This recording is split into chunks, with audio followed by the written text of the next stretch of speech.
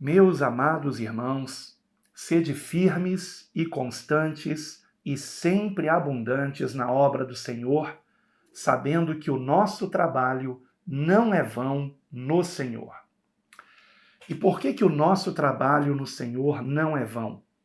É sobre isto que nós iremos tratar no discipulado de hoje, onde o versículo que eu acabei de citar é a conclusão do capítulo que juntos nós iremos meditar. Trata-se do capítulo 15 da primeira epístola de Paulo aos Coríntios, e eu queria pedir que você, por favor, acompanhasse esse discipulado com a sua Bíblia em mãos. Estaremos primeiramente lendo a primeira epístola de Paulo aos Coríntios, capítulo 15. E eu quero já saudar aqueles que estão acompanhando este discipulado, especialmente aqueles que acompanham na estreia. Se você estiver aí no chat, eu provavelmente estou também acompanhando junto com você. Gravei este vídeo antecipadamente, mas acompanho com você na estreia. Para aqueles que não sabem, o discipulado tem sido publicado às terças-feiras, às 20 horas, no canal A Deus Toda a Glória. Seja muito bem-vindo, um grande abraço a todos vocês. Espero que você já esteja com a sua Bíblia em mãos e aberta na primeira epístola de Paulo aos Coríntios, capítulo 15. No discipulado anterior, eu já li parte deste capítulo. O discipulado anterior foi também tratando da ressurreição, mas primeiramente nós tratamos da ressurreição do nosso amado Senhor e Salvador Jesus Cristo. E falamos sobre por que podemos ter certeza, convicção absoluta de que o Senhor Jesus Cristo ressuscitou. E o quanto isto é importante para a nossa fé. E hoje nós falaremos sobre a nossa própria ressurreição e o propósito desta ressurreição. Então, vamos aqui juntos lermos a primeira epístola de Paulo aos Coríntios, capítulo 15. Vamos novamente ler a partir do versículo 1. Eu já li com vocês do versículo 1 até o versículo 8 no discipulado anterior, mas neste nós vamos ir um pouco além. Porém, eu dividi, ou melhor, organizei, a nossa meditação de hoje neste capítulo desta epístola. Eu organizei em 7 partes. Então, nós vamos fazer 7 leituras aqui, todas elas no capítulo 15 de 1 aos Coríntios, e por partes nós vamos meditar nos ensinamentos aqui. Então, será muito proveitoso. E na conclusão do capítulo 15, nós iremos também para um trecho da epístola de Paulo aos Efésios e depois para um trecho de Colossenses, da epístola de Paulo aos Colossenses. Então vamos lá, 1 aos Coríntios, capítulo 15, que o Espírito Santo de Deus fale a cada coração e nos edifique em Cristo. Esta é a minha esperança e oração. 1 Coríntios 15, versículo 1. Também vos notifico, irmãos, o evangelho que já vos tenho anunciado, o qual também recebestes e no qual também permaneceis, pelo qual também sois salvos, se o retiverdes, tal como vos tenho anunciado, se é que não crestes em vão, porque primeiramente vos entreguei o que também recebi, que Cristo morreu por nossos pecados, segundo as Escrituras, e que foi sepultado, e que ressuscitou ao terceiro dia, segundo as Escrituras, e que foi visto por Cefas, e depois pelos 12, depois foi visto uma vez por mais de 500 irmãos, dos quais vive ainda a maior parte, mas alguns já dormem também.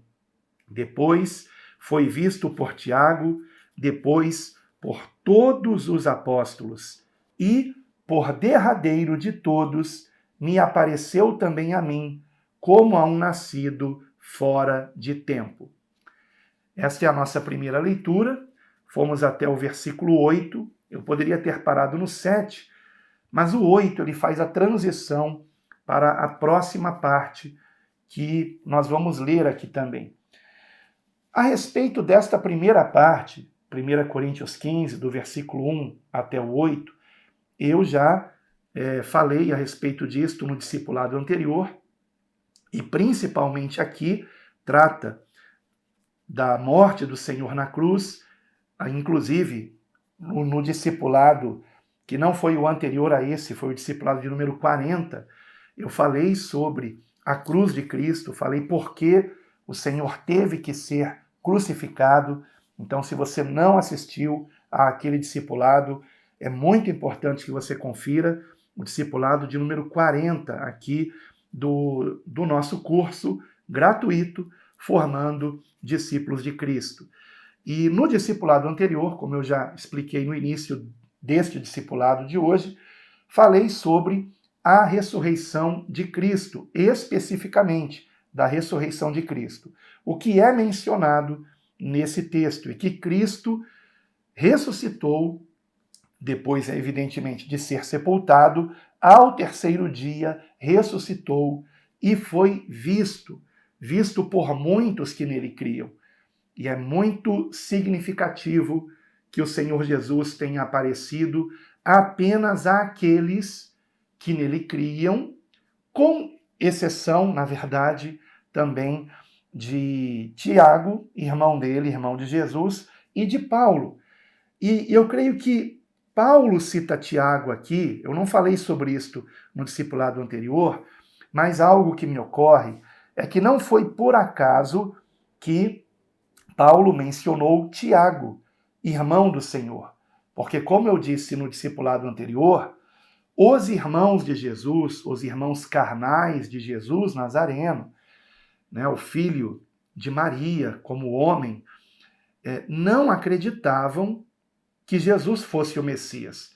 Só se converteram a ele após a ressurreição. Eu falei sobre isso no discipulado anterior. Se alguém estranha o que eu estou falando aqui, assista ao discipulado anterior, no qual eu mostrei na Bíblia as passagens nos evangelhos que mostram que os irmãos do Senhor não criam que ele fosse o Messias. O próprio Senhor Jesus explicou isso quando disse que um profeta não tinha honra entre os seus familiares. Então, ele estava se referindo a ele mesmo não ser honrado pelos seus irmãos.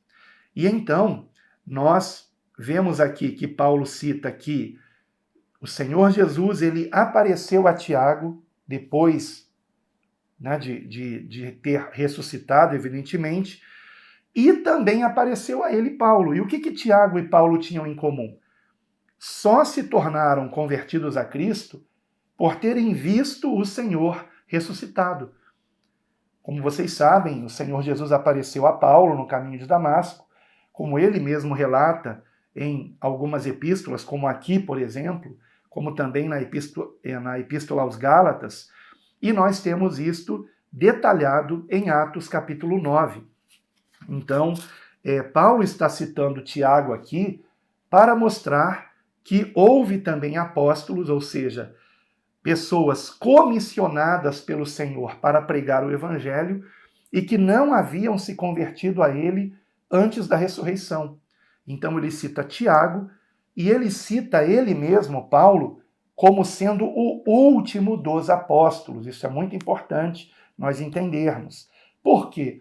Coube aos apóstolos preservarem a doutrina de Cristo. Primeiramente, os 12. É claro que, quando falamos 12, nós não estamos incluindo aqui Judas Iscariotes, o qual se perdeu, o qual tirou a própria vida, mas nós nos referimos àqueles que conheceram Jesus, ouviram as pregações de Jesus, se converteram a Jesus, foram escolhidos por ele, os 12, quando Judas ele se apartou, né, dos outros 11, e por ter traído o Senhor e depois ele se suicidou, foi substituído por Matias. que, como nós vemos em Atos capítulo 1, foi escolhido com o critério de que fosse alguém que estivesse seguindo também o Senhor Jesus, que conhecesse o Senhor Jesus desde o início da sua pregação no seu ministério público. Então, Matias foi o escolhido, e houve então outros apóstolos também, né, pessoas comissionadas pelo Senhor, e Tiago foi um deles, chamado pelo Senhor após a ressurreição de Cristo, e Paulo também. Mas o próprio Paulo coloca ele como por derradeiro, versículo 8, veja aqui comigo. Vamos ler o 7 também para um melhor entendimento. Depois foi visto por Tiago, depois por todos os apóstolos, veja que ele cita todos os apóstolos. E por derradeiro, ou seja, por último, por derradeiro de todos. Então, há algum outro apóstolo depois de Paulo? Não. Esse termo apóstolo se refere àqueles que foram os que preservaram a doutrina de Cristo e a transmitiram com fidelidade. Inclusive, o próprio Paulo dirá que Cristo é o fundamento da igreja, aqui mesmo em Coríntios, né? Se você puder ver comigo, aqui mesmo, primeira epístola de Paulo aos Coríntios, capítulo 3, versículo 11, onde ele diz: porque ninguém pode pôr outro fundamento, além do que já está posto. Posto por quem? Pelos apóstolos. Pelos apóstolos. E talvez alguém diga, mas também pelos profetas está escrito isto em Efésios, capítulo 2, versículo 20, o fundamento dos apóstolos e profetas. Quem eram esses profetas? Aqueles que pregavam a palavra, mas que não eram apóstolos, mas pregavam com fidelidade o que os apóstolos também pregavam. Então Paulo está alertando, ninguém pode pôr outro fundamento além do que já está posto, o qual é Jesus Cristo. Então este fundamento é Jesus Cristo. E os apóstolos são chamados também pelo próprio Paulo de fundamento, por quê? Porque eles estavam pregando fielmente o que o Senhor Jesus Cristo pregou, o que ele ensinou. Então, quando vamos lá para Efésios, capítulo 2, eu nem ia falar sobre isso porque eu pretendo ter um discipulado especificamente sobre esta questão do fundamento dos apóstolos. Há apóstolos hoje? Há sucessão apostólica? Não. Ninguém pode se dizer apóstolo e trazer um novo ensinamento, nada diferente do que o Senhor Jesus e os apóstolos ensinaram. É muito importante entendermos isso, que eu vou trazer um discipulado provando isso na palavra. E interessante é que mesmo aqueles que são chamados pais da igreja, os primeiros pais da igreja, eles não vieram dar uma ideia de que poderia haver uma sucessão apostólica no sentido de alguém trazer um novo ensinamento que já não tivesse sido trazido pelos apóstolos e que já não estivesse escrito, inclusive. E eu vou provar isto num próximo discipulado. Só não sei se será o próximo agora. Talvez.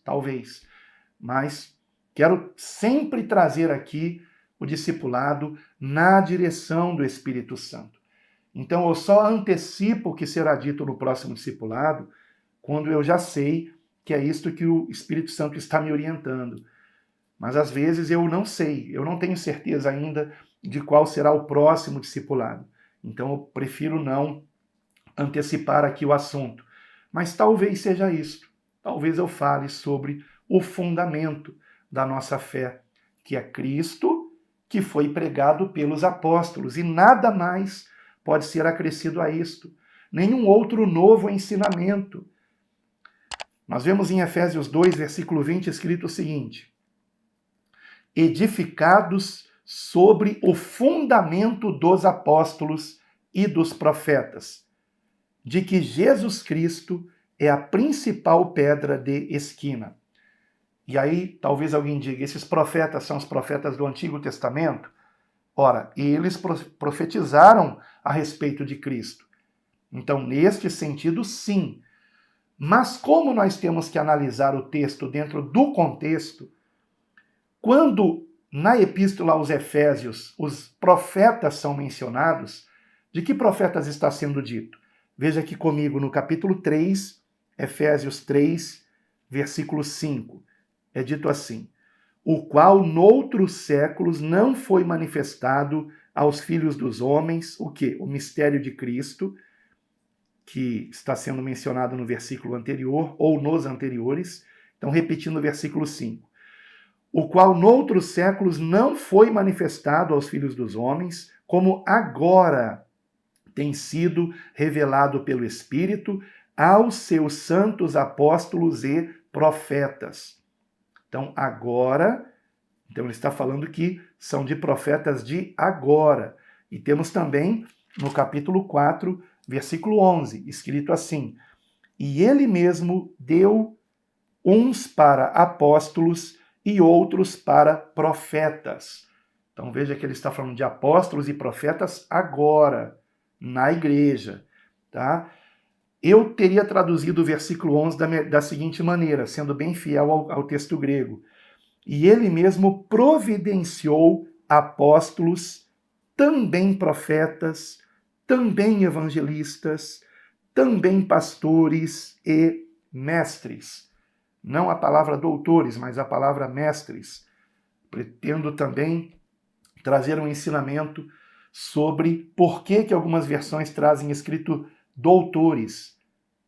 E aí eu vou explicar num vídeo que devo publicar aqui também no canal A Deus Toda a Glória, mas não dentro do discipulado, mas um vídeo extra trazendo um ensinamento sobre este assunto.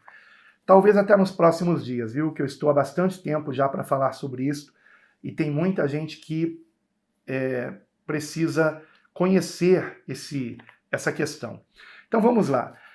Então, meus queridos irmãos, nós temos aqui, nesse primeiro trecho que nós lemos em 1 Coríntios 15, nós temos aqui que Paulo está defendendo o seu apostolado por ele ter sido chamado pelo Cristo ressurreto, assim como foi também Tiago, que inclusive nos deixou uma epístola, a epístola de Tiago, não foi escrita por Tiago apóstolo.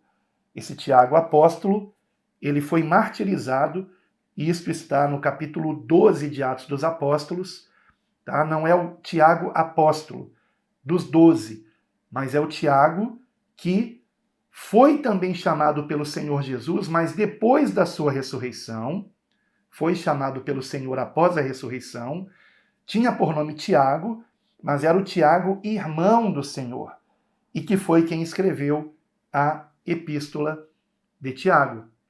Então, este Tiago, irmão do Senhor, foi chamado pelo Senhor após a sua ressurreição.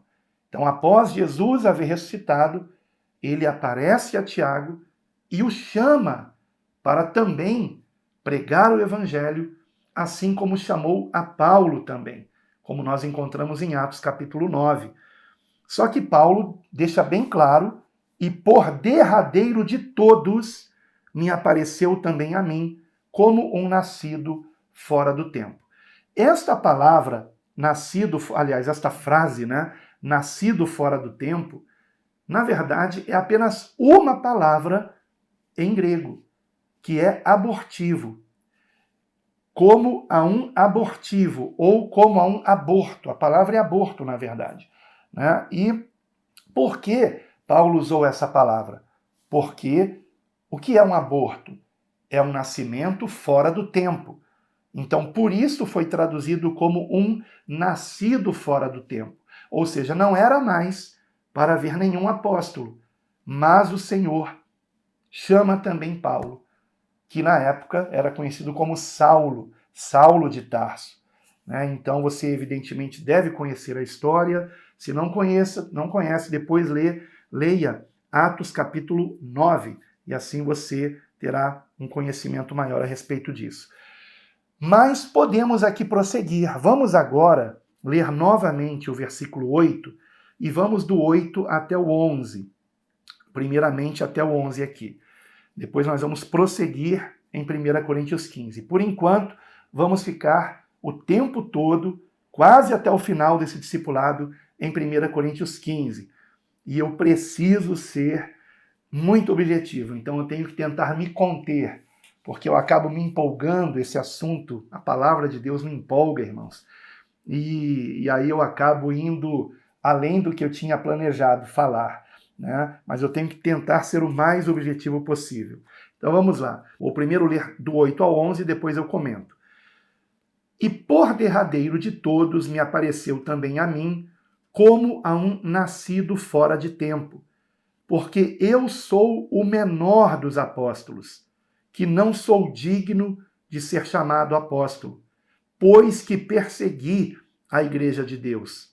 Mas pela graça de Deus sou o que sou, e a sua graça para comigo não foi vã. Antes, trabalhei muito mais do que todos eles. Todavia, não eu, mas a graça de Deus que está comigo. Então vejam, Paulo, ele se humilha aqui, declarando que ele nem era digno de ser chamado apóstolo, mas que o Senhor o escolheu, então ele não podia negar o seu apostolado, o seu chamado, ele ter sido comissionado para esta missão. E ele então, e lembrando, irmãos, os apóstolos são o fundamento da igreja. Eles nos deixaram por escrito o ensinamento de Cristo. E eles foram aqueles que vieram aplicar o ensinamento de Cristo dentro do contexto da graça, desta nova aliança em Cristo Jesus, uma graça que se estende a todos, que está disponível a todos que crerem em Jesus. E quando nós realmente nos convertemos a Cristo, através da fé nele, confiando nele para a nossa salvação, reconhecendo que não há nada que façamos para que sejamos salvos, nós somos salvos pelos méritos de Cristo, somos salvos pela remissão que há no seu sangue na cruz do Calvário, e pela fé nele, no poder que há nele para nos redimir dos nossos pecados, nós então somos transformados por esta graça. E nisto consiste a salvação. Nós veremos melhor isso na epístola aos Efésios e aos Colossenses. Mas o que Paulo está dizendo aqui é que quando ele se converteu a Cristo, ele se converteu para trabalhar. Trabalhar para o Senhor. Dar muito fruto para a glória de Deus. Então, eu mencionei aqui no início do discipulado o último versículo desse capítulo, onde novamente ele vai falar sobre trabalhar. Vejam que eu comecei dizendo, meus amados irmãos, porém, o versículo 58 começa com portanto. Portanto, meus amados irmãos, sede firmes e constantes, sempre abundantes na obra do Senhor, sabendo que o vosso trabalho não é vão no Senhor. Por que Paulo conclui esse capítulo falando isto? Porque aqui ele está falando sobre ele ter trabalhado. E por que ele trabalhou? Porque ele cria na ressurreição de Cristo. Ele tinha certeza da ressurreição de Cristo. Por isso, antes de falar sobre a nossa ressurreição, eu tive que falar sobre a ressurreição de Cristo, porque se nós não tivermos convicção da ressurreição de Cristo, isto afetará o nosso trabalho no Senhor. Ora, se eu tenho absoluta certeza da ressurreição de Cristo e eu estou nele, em Cristo, eu também tenho certeza da minha ressurreição para a glória de Deus. Isto me anima, isto me motiva, isto faz com que eu seja firme, constante e sempre abundante na obra do Senhor. Então você tem sido firme, constante e abundante na obra do Senhor? Talvez não esteja sendo, porque talvez tenha alguma dúvida se Cristo realmente ressuscitou, se nós ressuscitamos nele, em Cristo Jesus. Então, é muito importante o discipulado de hoje, como foi muito importante o anterior e o antes daquele também, e todos os demais, né? Eu sei que eu sou suspeito em dizer que esse discipulado, que este curso é todo ele muito importante. Mas irmãos, se vocês pararem para pensar bem, todo o discipulado que eu tenho trazido aqui é igualmente importante. Está nos firmando em Cristo, está nos dando cada vez mais capacitação para que façamos a sua obra. Isso é maravilhoso, irmãos. Então, vamos prosseguir aqui. Vejam o que Paulo diz aqui. Eu li até o versículo 11, né? Então eu vou enfatizar o 11 aqui. Então, ou seja eu quem, Paulo, ou sejam eles, os outros apóstolos, assim pregamos e assim haveis crido. Assim pregamos e assim haveis crido. O que eles pregaram? O que Paulo estava pregando e os demais apóstolos também. O que eles criam? No que Paulo pregava e os demais apóstolos, que está no versículo 3 e 4. Porque, primeiramente, vos entreguei o que também recebi, que Cristo morreu por nossos pecados, então eu já falei sobre isto no discipulado de número 40, segundo as Escrituras, e que foi sepultado e que ressuscitou ao terceiro dia, segundo as Escrituras. Foi sobre o que eu falei no discipulado anterior a este, o de número 41. Então, neste discipulado, agora eu vou falar sobre a nossa ressurreição. Porque haviam crentes de Corinto, desta igreja, que não estavam crendo na ressurreição, que não estavam crendo nem na ressurreição de Cristo e nem na ressurreição deles. E agora, então, a partir do versículo 12 até o 20, Paulo vai questionar os questionadores. Ele vai explicar ao que leva a duvidar da ressurreição de Cristo, ou de que haja qualquer ressurreição. Vamos ver então a partir do versículo 12. Ora, se se prega que Cristo ressuscitou dentre os mortos, como dizem alguns dentre vós que não há ressurreição de mortos? E se não há ressurreição de mortos, também Cristo não ressuscitou. E, se Cristo não ressuscitou, logo é vã a nossa pregação e também vã a nossa fé. E assim somos também considerados como falsas testemunhas de Deus, pois testificamos de Deus que ressuscitou a Cristo, ao qual, porém, não ressuscitou, se na verdade os mortos não ressuscitam. Porque, se os mortos não ressuscitam, também Cristo não ressuscitou. E, se Cristo não ressuscitou, é vã a vossa fé, e ainda permaneceis nos vossos pecados. E também os que dormiram em Cristo estão perdidos. Se esperamos em Cristo só nesta vida, somos os mais miseráveis de todos os homens. Mas, de fato, Cristo ressuscitou dentre os mortos e foi feito as primícias dos que dormem.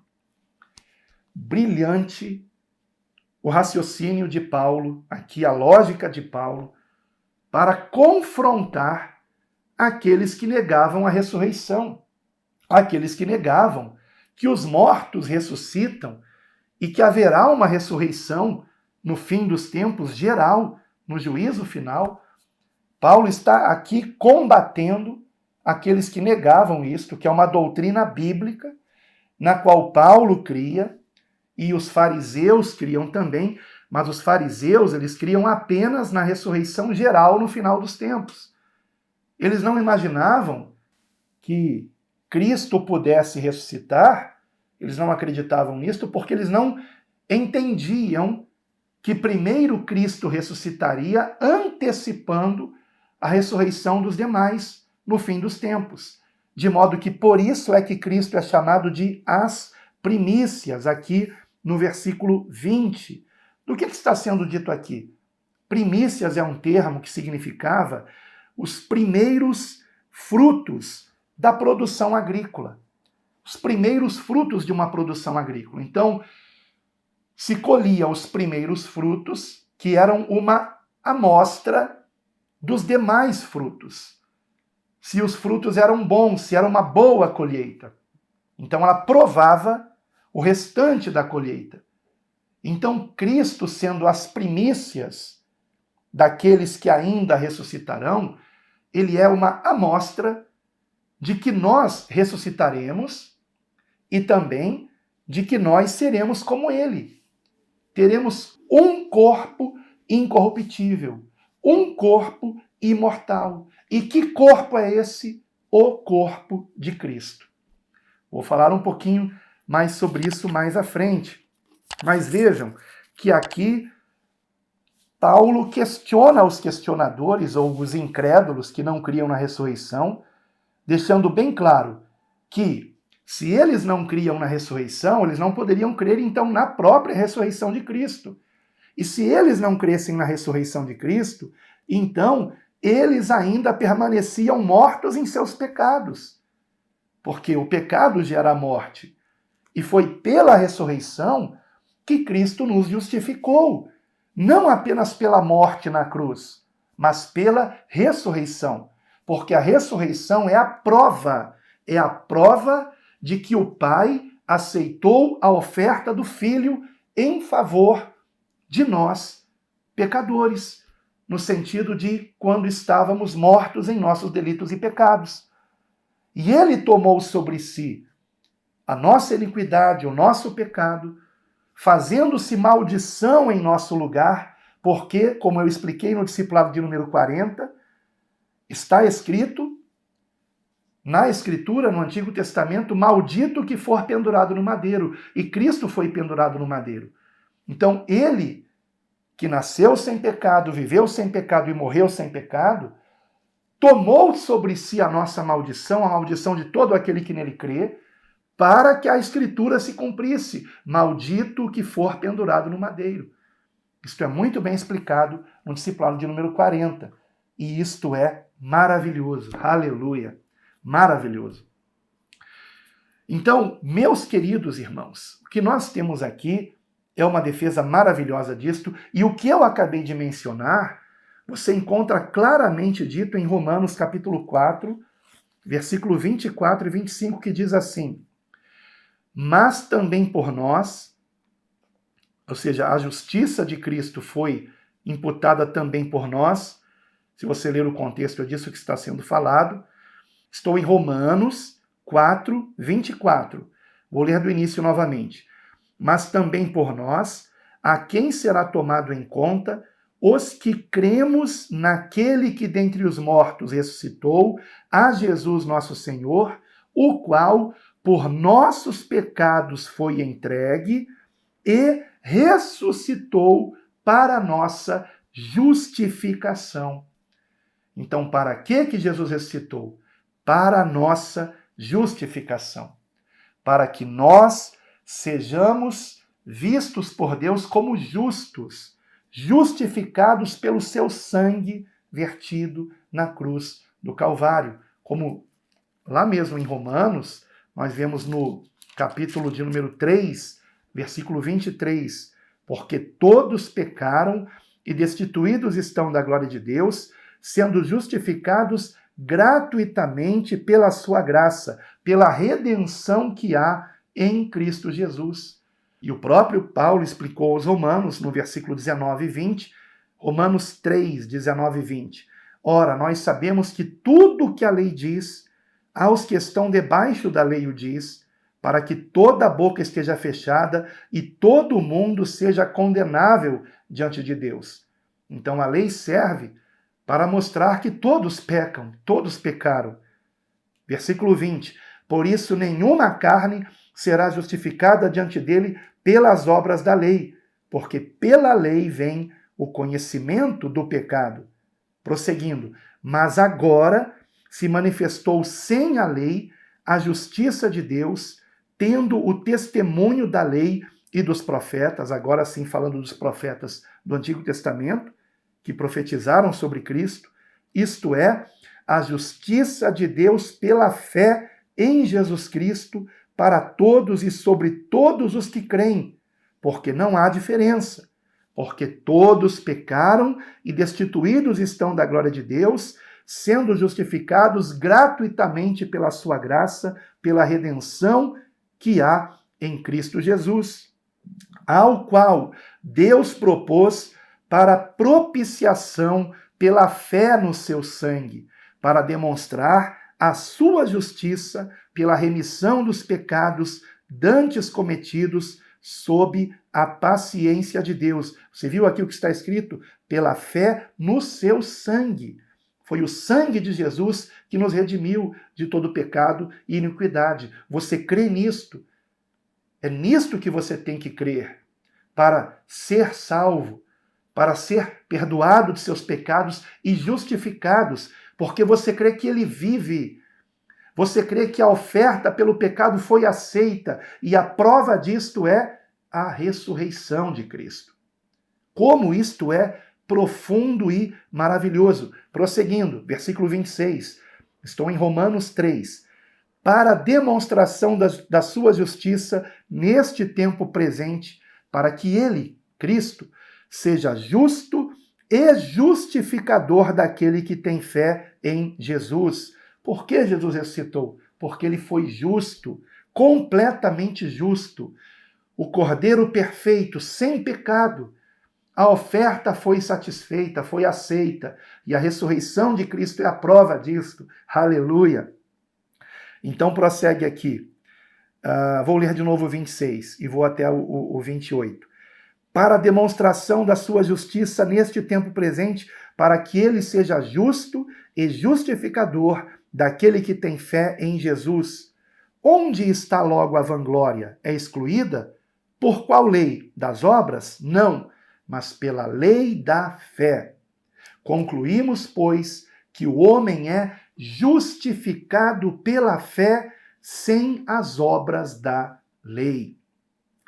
No entanto, irmãos, nós não somos salvos para continuarmos no pecado, de forma alguma, de forma alguma. O mesmo Paulo vai dizer aqui no capítulo 6 de Romanos, Romanos 6, versículo 1, que diremos, pois, permaneceremos no pecado para que a graça abunde? De modo nenhum. Nós, que estamos mortos para o pecado, como viveremos ainda nele? Então, é muito importante compreendermos que quando nos identificamos com Cristo, nós nos identificamos com a sua cruz, onde ele morreu na carne. E nós também temos que mortificarmos a carne. E assim como ele ressuscitou, nós que estamos nele também já ressuscitamos, espiritualmente falando, para andarmos em novidade de vida, guiados pelo Espírito, e não mais nos desejos da carne. E daí vem a importância da oração, porque nós oramos pedindo o Espírito Santo cada vez mais abundantemente em nossa vida, para que nós andemos nesta novidade de vida, dando muito bom fruto para a sua glória. Este é o sentido de 1 Coríntios 15, 58. Esta é a vontade de Deus em Cristo Jesus, que venhamos dar muito bom fruto para a glória de Deus, fruto de santidade e justiça, fruto de não andarmos mais no pecado, mas de fazermos boas obras, não para sermos salvos, mas porque somos salvos. E tudo isso será provado ainda neste discipulado, o que na verdade eu já provei em discipulados anteriores também. Então, prosseguindo agora, vou fazer a quarta leitura, do versículo 21 ao 28. Vejamos então. Porque estou agora novamente em 1 Coríntios 15, tá? 1 Coríntios 15, eu já fiz aqui 3 leituras em 1 Coríntios e agora a quarta leitura. Serão 7 no total. Quarta leitura, do versículo 21 ao 28. Porque assim como a morte veio por um homem, também a ressurreição dos mortos veio por um homem. Porque, assim como todos morrem em Adão, assim também todos serão vivificados em Cristo, mas cada um por sua ordem. Cristo, as primícias, depois os que são de Cristo na sua vinda. Depois virá o fim, quando tiver entregado ou entregue o reino a Deus, ao Pai, e quando houver aniquilado todo o império e toda a potestade e força, porque convém que reine até que haja posto a todos os inimigos debaixo de seus pés. Ora, o último inimigo que há de ser aniquilado é a morte, porque todas as coisas sujeitou debaixo de seus pés. Mas quando diz que todas as coisas lhe estão sujeitas, claro está que se excetua aquele que lhe sujeitou todas as coisas. E, quando todas as coisas lhe estiverem sujeitas, então também o mesmo Filho se sujeitará àquele que todas as coisas lhe sujeitou, para que Deus seja tudo em todos. Aleluia! A respeito desse trecho aqui, eu gostaria de lembrar que, mais uma vez, no versículo 23, ele diz que há uma ordem para a ressurreição. Primeiro, Cristo, que é chamado de as primícias, como ele disse no versículo 20, as primícias dos que dormem. Então, primeiramente, Cristo ressuscitou, ele é as primícias dos que dormem. Ele nos dá a certeza de que nós também ressuscitaremos, de que nós não somente ressuscitaremos, mas como ele, no mesmo poder que houve na sua ressurreição, poder de Deus, manifesto também no corpo glorioso que o Senhor teve após a ressurreição. Já vou falar disto daqui a pouco. E quando ele diz sobre a vinda de Cristo no versículo 23, ele vai falar melhor sobre isto nesse mesmo capítulo, a partir do versículo 51. Agora, no versículo 22, ele diz assim: porque assim como todos morrem em Adão, assim também todos serão vivificados em Cristo. Como se dá esse processo? Ele vai responder a isto do versículo 36 deste capítulo ao 50. E o que está no versículo 23, no versículo seguinte, ele vai explicar do versículo 51 até o 57.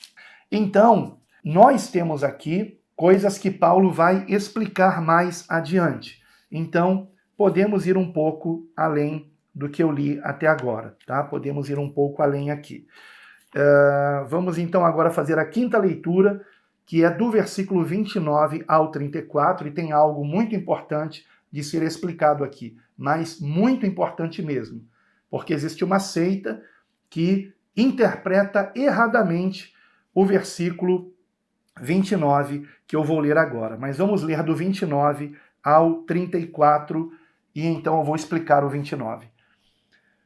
Doutra maneira, que farão os que se batizam pelos mortos, se absolutamente os mortos não ressuscitam?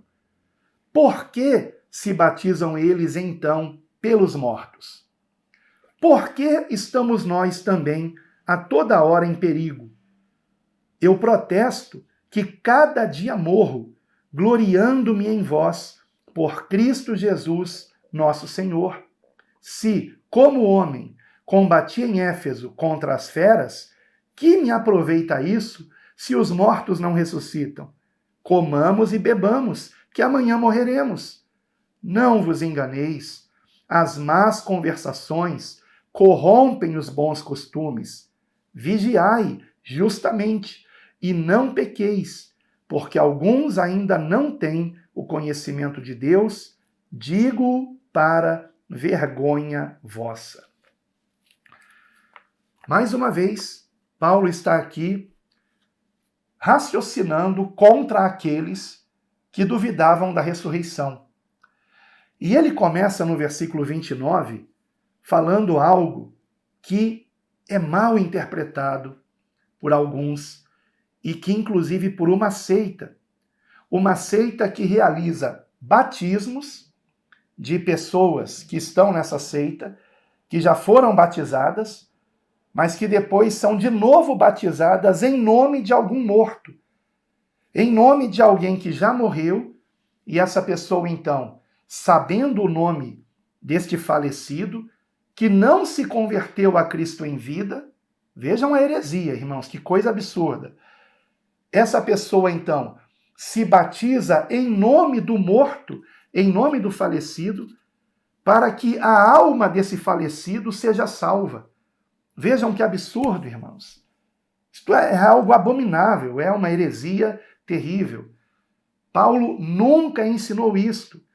E é claro que se Paulo ensinasse isto, ele não iria se referir a isto como sendo algo praticado por outras pessoas.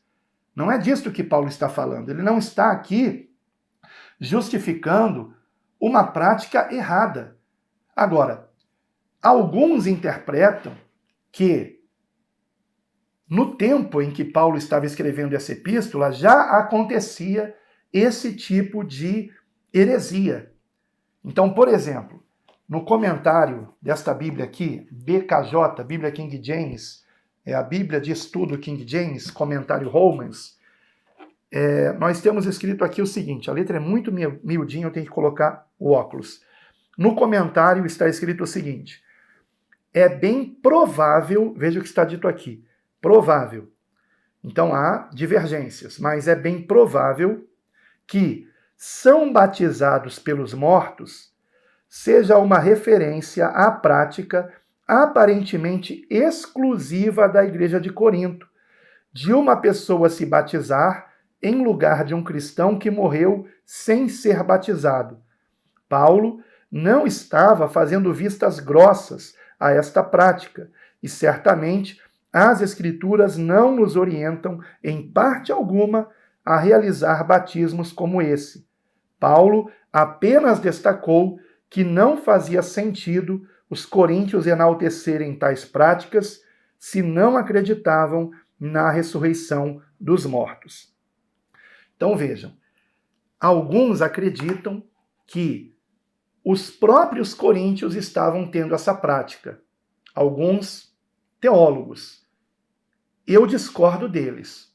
Eu não creio que havia essa prática na igreja de Corinto. Mas outros teólogos vão dizer que, embora não houvesse essa prática na igreja de Corinto, esta prática acontecia em outras igrejas, que não faziam parte do ministério de Paulo, que não haviam sido formadas através do seu ministério. Eu também não concordo com isto. Por quê? Eu entendo que o versículo 29 está dizendo o seguinte, vejam bem, havia na igreja de Corinto pessoas que não acreditavam na ressurreição.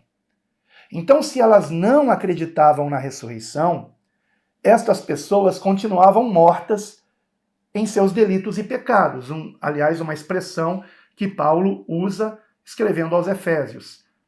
E é também o que Paulo diz aqui no versículo 17. Vejam o que ele diz. E se Cristo não ressuscitou, é vã a vossa fé e ainda permaneceis nos vossos pecados. Ou seja, então vocês ainda permanecem mortos. Então, o que Paulo está dizendo aqui é que aqueles da igreja de Corinto que não acreditavam na ressurreição continuavam mortos. E se eles continuavam mortos, por que eles estavam então batizando? Se não havia ressurreição. Então, com esse entendimento que está dentro do contexto, vamos ler novamente o versículo 29? Doutra maneira, que farão os que se batizam pelos mortos, se absolutamente os mortos não ressuscitam, ou seja, os que são batizados por aqueles que não acreditam na ressurreição, se absolutamente os mortos não ressuscitam, por que se batizam eles então pelos mortos? Ou seja, por que se batizam eles então pelos que não acreditam em ressurreição? Paulo está mostrando a incoerência de não se acreditar em ressurreição e mesmo assim se realizar batismo.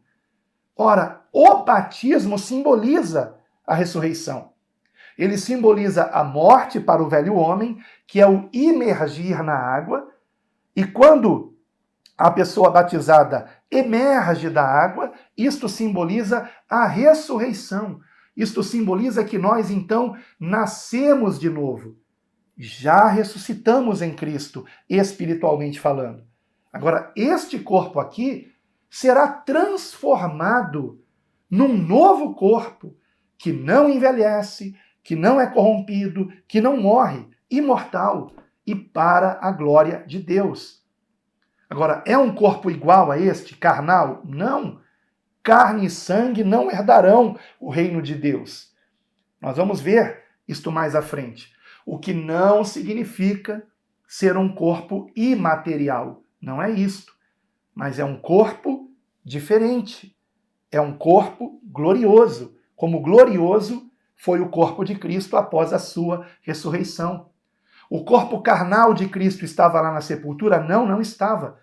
Ele foi transformado num corpo glorioso, aleluia, que inclusive podia atravessar paredes, porque Jesus apareceu perante os apóstolos quando eles estavam fechados, trancados num aposento.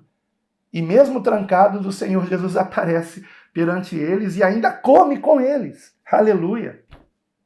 Aliás, comer com eles aconteceu mais de uma vez. Também em João capítulo 21, nós vemos o Senhor comendo com os apóstolos quando apareceu para eles junto ali ao mar onde eles estavam pescando. Então vamos aqui, vocês entenderam então qual é o sentido do versículo 29? E aí Paulo então vai dizer também a respeito dele mesmo.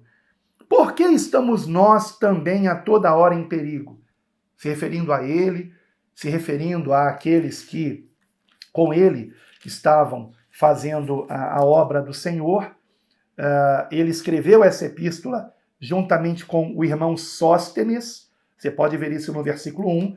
Então, quando Paulo diz assim, por que estamos nós também a toda hora em perigo? Ele estava falando dele e do irmão Sóstenes, e evidentemente também se referindo a todo aquele que estava correndo perigos de morte por pregar a Cristo. Então ele está aqui questionando, ora, se não há ressurreição, por que eu estou então me colocando em risco de morrer? É porque ele tinha certeza da ressurreição. E então ele dirá no versículo 31, eu protesto que cada dia morro, gloriando-me em vós, por Cristo Jesus, nosso Senhor. Então, a cada dia, esse morro ele pode ser entendido de duas formas. Que a cada dia ele estava correndo risco de morte, alguns entendem dessa maneira, ou que a cada dia ele mortificava o próprio corpo, negando a si mesmo. Tá? Eu entendo das duas maneiras, para mim tanto faz. Eu creio até que ele quis dizer as duas coisas ao mesmo tempo. Então ele vai continuar dizendo, se como homem combati em Éfeso, e lendo o livro de Atos, nós vemos o ministério de Paulo em Éfeso, os riscos que ele correu em Éfeso. E ele diz, contra as feras, a maioria dos estudiosos aqui de Paulo dirão que isto aqui é simbólico. Este as feras não é que ele tenha lutado contra leões no Coliseu, por exemplo, não é isto. Mas é simbólico. Contra as feras no sentido de pessoas raivosas, más e endemoniadas, que o perseguiram em Éfeso. Então ele vai dizer, versículo 32, se como homem combati em Éfeso contra as feras, que me aproveita isso se os mortos não ressuscitam? E então ele vai dizer, ora, se os mortos não ressuscitam, aí ele vai dizer uma frase que provavelmente era um dito popular, comamos e bebamos, que amanhã morreremos.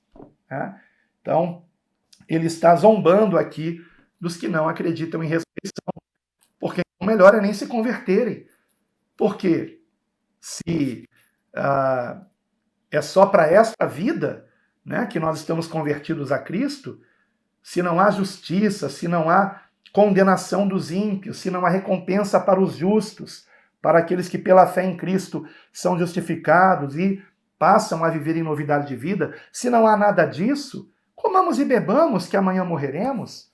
Para que lutar contra o pecado? Para que resistir à carne? Né? Então, Paulo questiona isso aqui. O que ele já disse no versículo 19, que aliás é necessário enfatizar, 1 Coríntios 15, 19. Se esperamos em Cristo só nesta vida, somos os mais miseráveis de todos os homens. Mas não é para esta vida que nós esperamos em Cristo. A promessa que ele nos fez não foi de casa própria, carro zero, não foi de sermos empresários. A promessa que ele nos fez é de vida eterna, é de sermos reconciliados com Deus, é de termos um relacionamento com Deus agora, como nosso Pai, é de sermos cheios do Espírito Santo, é de termos paz com Deus e alegria da salvação, aconteça o que acontecer.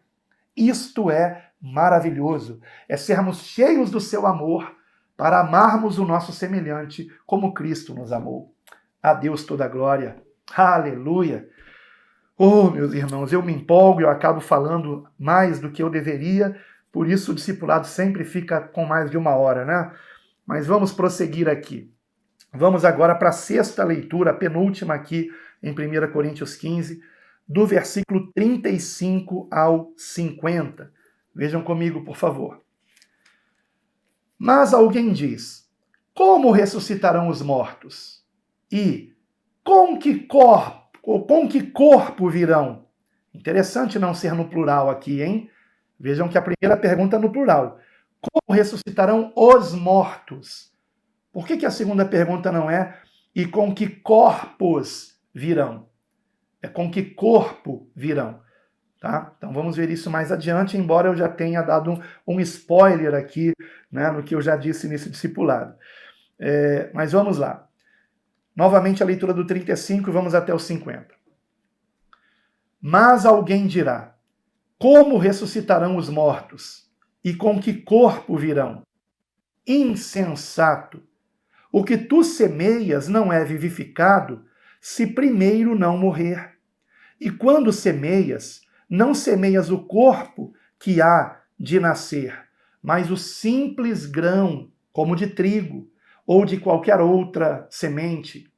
Mas Deus dá-lhe o corpo como quer, e a cada semente o seu próprio corpo. Nem toda a carne é uma mesma carne, mas uma é a carne dos homens, e outra a carne dos animais, e outra a dos peixes, e outra a das aves. E há corpos celestes e corpos terrestres, mas uma é a glória dos celestes, e outra a dos terrestres. Uma é a glória do sol, e outra a glória da lua, e outra a glória das estrelas, porque uma estrela difere em glória de outra estrela. Assim também a ressurreição dentre os mortos. Semeia-se o corpo em corrupção, ressuscitará em incorrupção. Semeia-se em ignomínia, ressuscitará em glória. Semeia-se em fraqueza, ressuscitará com vigor.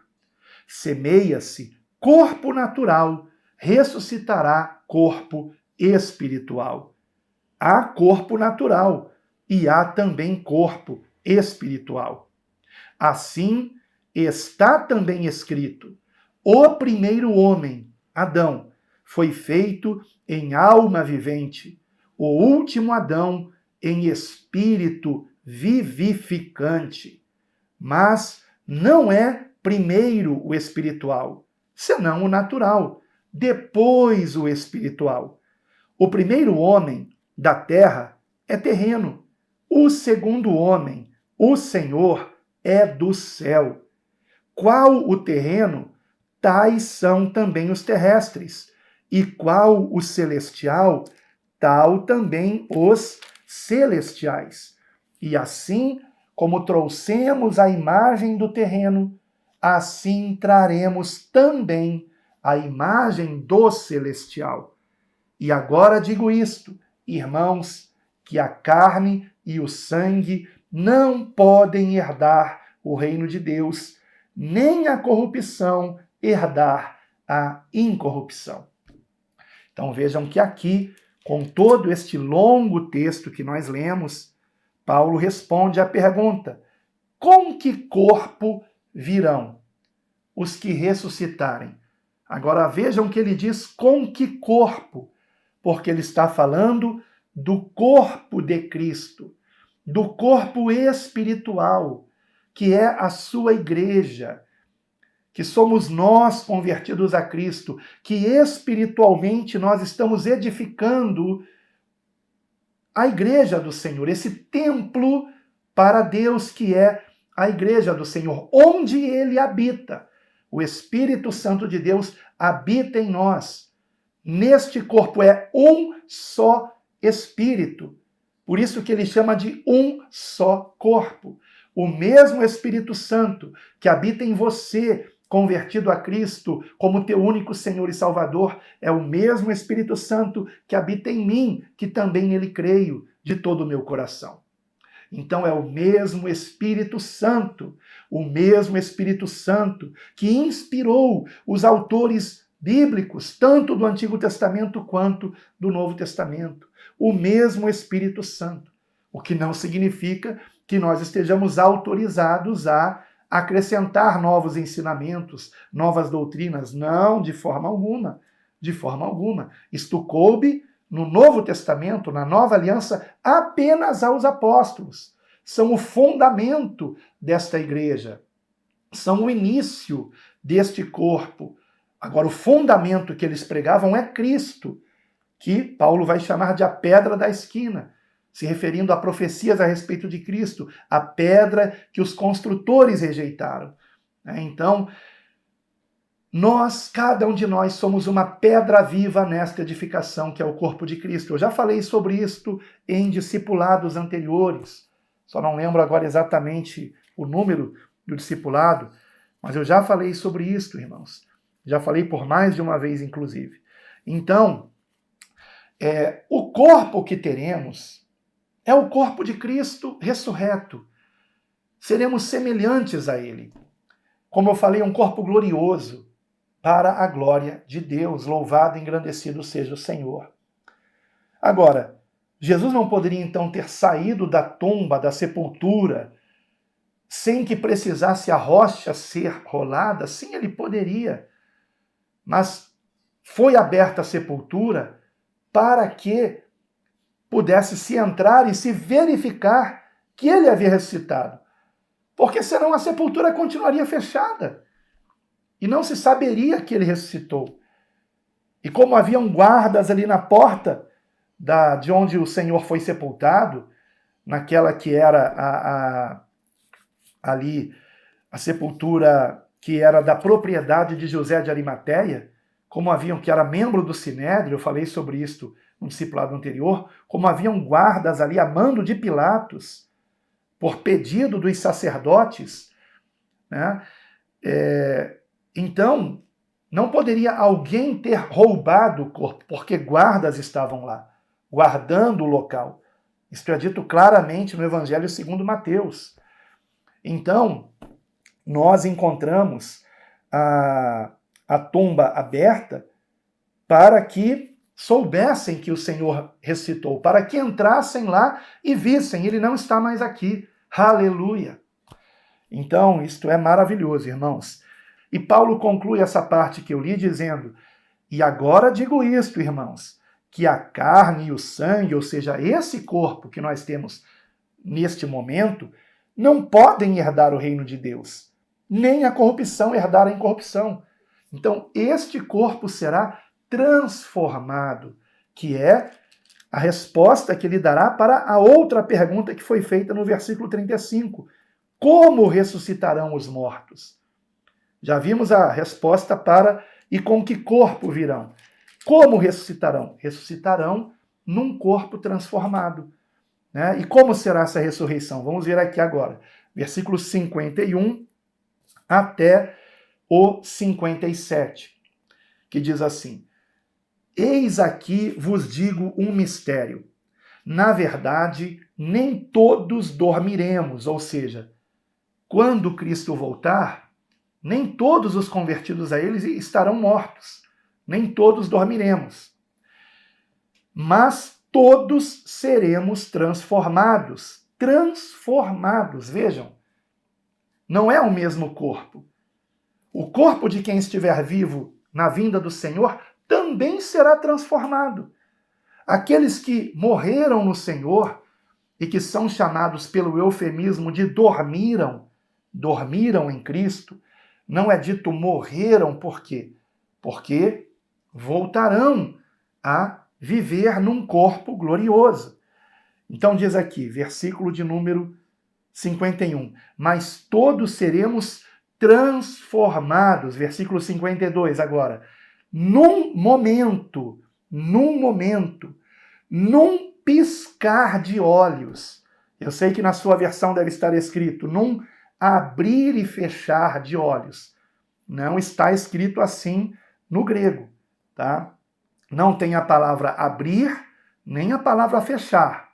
O que nós encontramos no texto grego, no texto original, é num piscar, num hipeoftalmos, num piscar de olhos, ante a última trombeta, porque a trombeta soará e os mortos ressuscitarão incorruptíveis e nós seremos transformados.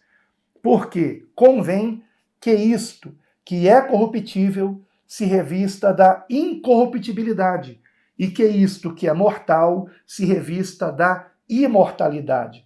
E quando isto, que é corruptível, se revestir da incorruptibilidade, e isto, que é mortal, se revestir da imortalidade, então cumprir-se-á a palavra que está escrita: tragada foi a morte na vitória. Onde está, ó morte, o teu aguilhão? Onde está, ó inferno, a tua vitória? Ora, o aguilhão da morte é o pecado, e a força do pecado é a lei. Mas graças a Deus que nos dá a vitória por nosso Senhor Jesus Cristo. Aleluia! Vitória sobre o quê? Vitória sobre o pecado. O pecado que gera a morte. Então, a morte foi vencida porque o pecado foi vencido. Cristo não pecou. Nasceu sem pecado, viveu sem pecado e morreu sem pecado, fazendo a remissão dos pecados de todo aquele que nele crê. Você crê? Você crê que ele morreu por você? Creia que ele também ressuscitou por você, para a sua justificação, para a minha justificação, para a justificação de todo aquele que nele crê. E crer em Jesus é unir-se a ele, é estar ligado a ele. É você se identificar não apenas com a sua morte, mas também com a sua ressurreição. Ele vive e nos chama para uma novidade de vida. Aleluia! Agora vejam, irmãos, o que vai acontecer num momento. Versículo 52. A nossa transformação. Não está falando aqui que num momento alguém vai desaparecer e aparecer no céu. Está falando que num momento, num piscar de olhos, o corpo é transformado. O corpo é transformado. E claro, vamos nos encontrar com o Senhor nos ares na sua vinda. Então, é disto que está sendo falado aqui. Agora, não vou entrar muito nessa questão, porque não é assunto do vídeo. Eu estaria entrando em escatologia. Não é o tema necessariamente do vídeo aqui, o retorno de Cristo e os detalhes concernentes a isto. Agora, o importante, irmãos, é vivermos o agora. É claro que é interessante, é claro que é inclusive atraente nós falarmos sobre o porvir. É um assunto que desperta interesse, é um assunto até sedutor, mas temos que tomar cuidado com isso, porque o entendimento a respeito do porvir, ele é um entendimento divergente dentre nós que somos de Cristo. Há pessoas que interpretam um texto de uma forma, outros de outra, mesmo a Bíblia explicando a própria Bíblia. Porque, amados, as profecias, elas não nos foram deixadas para que tentássemos adivinhar o futuro, como serão as coisas, não é esse o propósito. É para que quando estas coisas aconteçam, venhamos glorificar a Deus e venhamos então perceber que aquela escritura está se cumprindo agora e que isto mostra que toda a escritura é a verdade. E aquilo que ainda não se cumpriu vai se cumprir, ainda que nós não entendamos bem os detalhes desse cumprimento. Mas o que nós sabemos é que ressuscitaremos num corpo glorioso.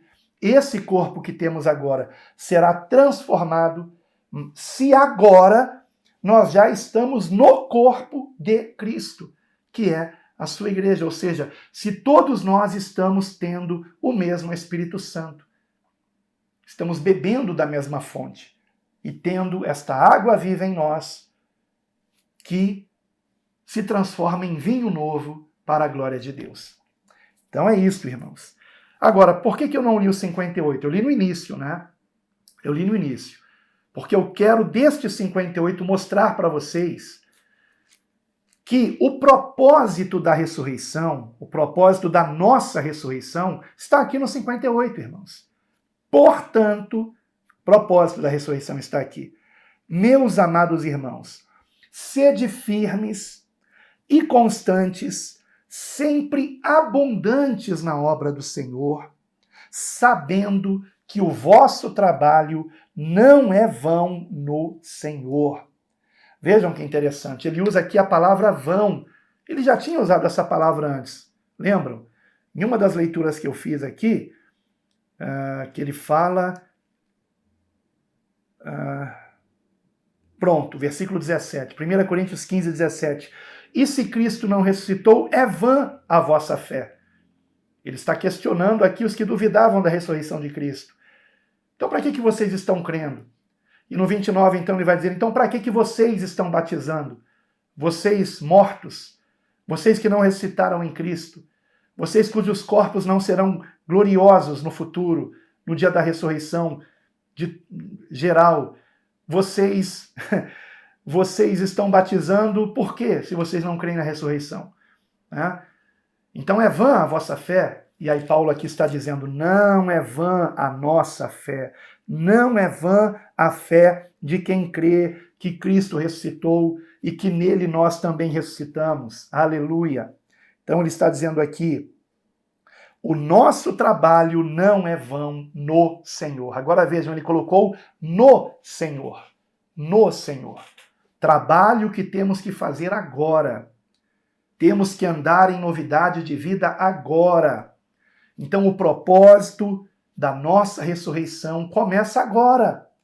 Porque em Cristo já ressuscitamos. E mais, já ascendemos aos céus em Cristo. Já estamos nele à destra do Pai. Muito acima de todo principado e potestade. Por isso que, em nome de Jesus, os demônios se nos submetem. Em nome de Jesus.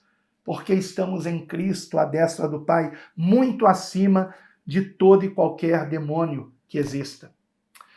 Então, queridos, eu gostaria de, nesse momento, ler também o que nós encontramos a respeito disto na Epístola de Paulo aos Efésios, capítulo 1, versículo 16, e depois Colossenses. E eu não sei quantos de vocês sabem que existem teólogos que vão dizer que a Epístola aos Efésios ela não foi escrita por Paulo e Colossenses também não. Isto não é verdade, irmãos. E por que eles vão dizer que não foi escrita?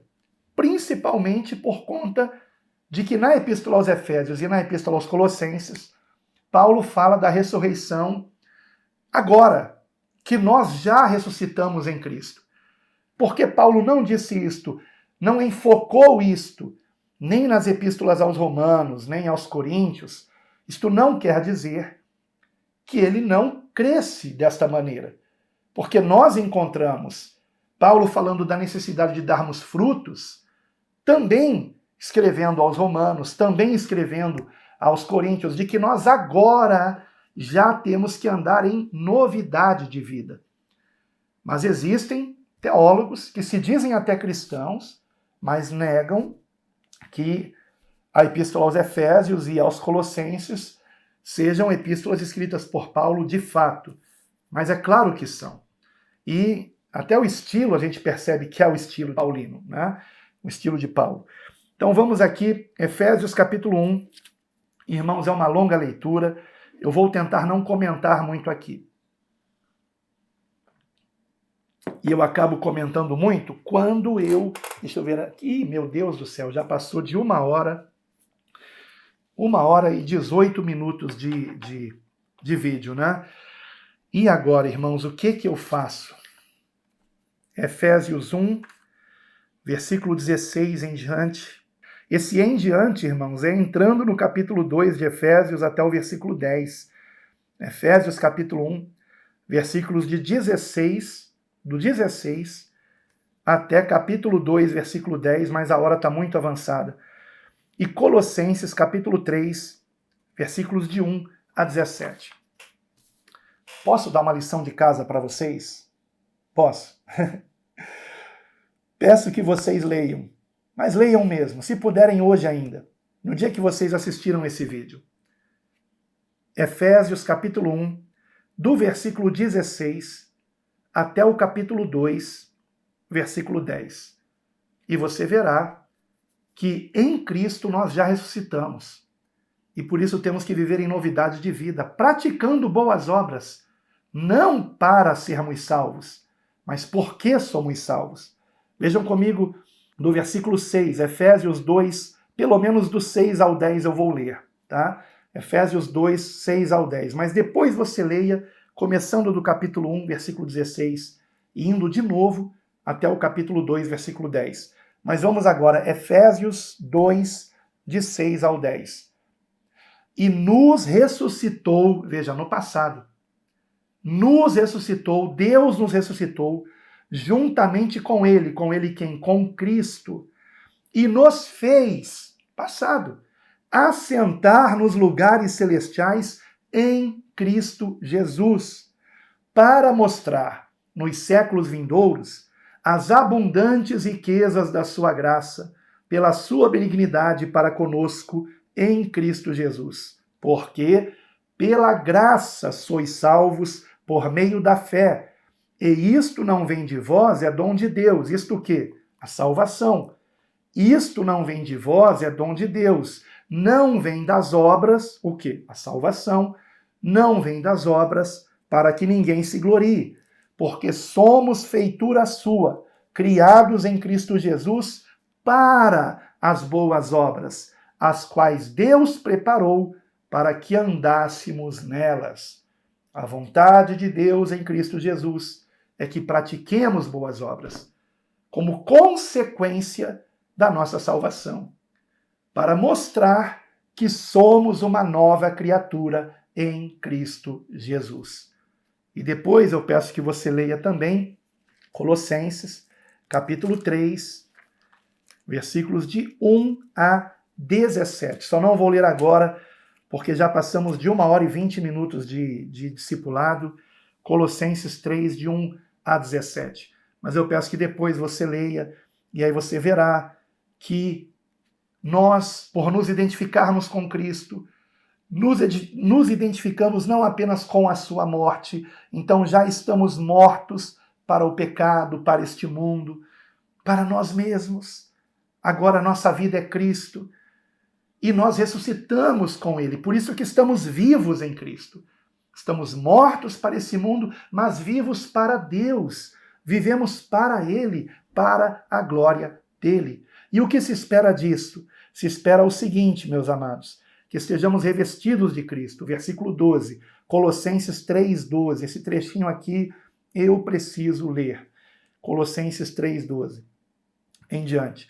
Revesti-vos, pois, como eleitos de Deus, santos e amados, de entranhas de misericórdia, de benignidade, humildade, mansidão, longanimidade, suportando-vos uns aos outros e perdoando-vos uns aos outros, se alguém tiver queixa contra outro, assim como Cristo vos perdoou, assim fazei vós também.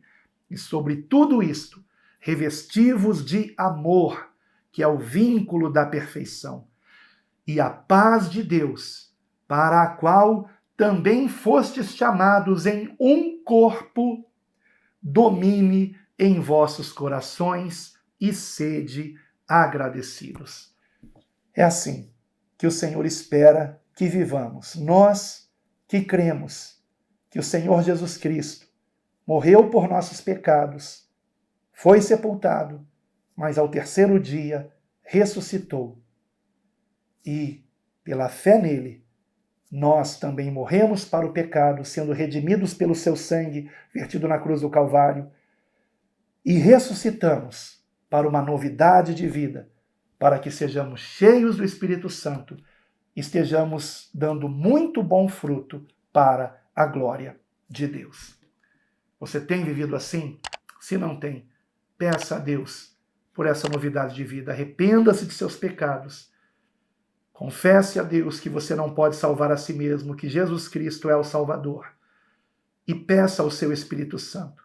Aceite o perdão de Deus em Cristo e seja cheio do Espírito Santo para andar em novidade de vida. E sempre a Deus toda a glória. Amém.